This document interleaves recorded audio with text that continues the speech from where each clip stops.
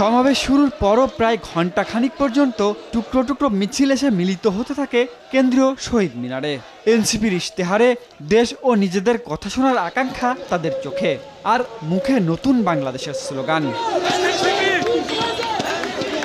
২৪ দফা ইশতেহারে আগামীর বাংলাদেশ গড়ার রূপকল্প, নতুন রাজনীতির আভাস দিচ্ছে এনসিপি। কিন্তু বাংলাদেশের রাজনীতিতে কথার সঙ্গে কাজের মিল তেমন দেখতে পাওয়া যায় না। তারুণ্যে ভর করে এনসিপি সেই ধারা ভাঙবে বলে আশা কর্মী সমর্থকদের। তাদের এজেন্ডা থাকতে হবে গণমানুষের প্রত্যেকটা পল্লী জনতার যে এজেন্ডা সেটা নিয়ে।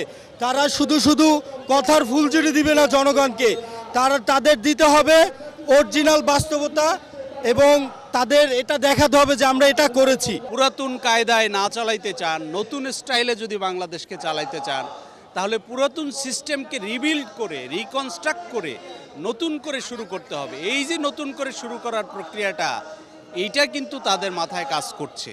তাই আমরা বেশি আশাবাদী হয়ে উঠছি তাদের রাজনীতি নিয়ে। তাদের দাবিটা এখন তুলে ধরছে, সামনে তারা কতটুকু সামনে আগাতে পারবে সেটা সামনে বোঝা যাবে আর কি। জুলাইয়ের আকাঙ্ক্ষা ও নারীর রাজনৈতিক অধিকার আদায়ে এনসিপির ভূমিকাও প্রত্যাশা করে কর্মী সমর্থকরা।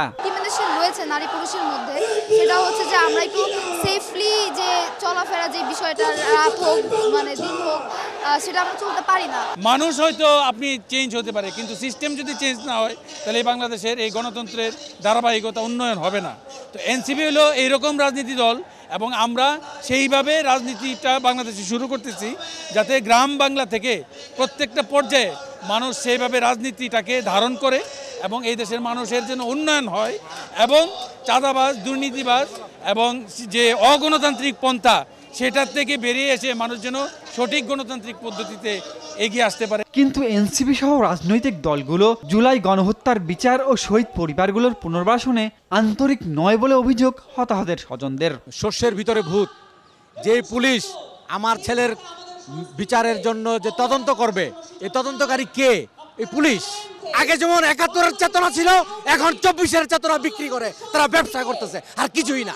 আমরা আগামীতে আমাদের এই শহীদদের বিচার হবে কিনা এই দেশে, আমরা এই দেশে নতুন বাংলাদেশ চেয়েছিলাম, রক্তের বিনিময়ে নতুন বাংলাদেশ চেয়েছিলাম, কিন্তু সেই বাংলাদেশ পাবো কিনা এখনো সন্দেহ আছে। আমাদের সন্তানদের যারা শহীদ করেছে তারা এখনো ঘুরে বেড়াচ্ছে আমাদের চোখের সামনে দিয়ে।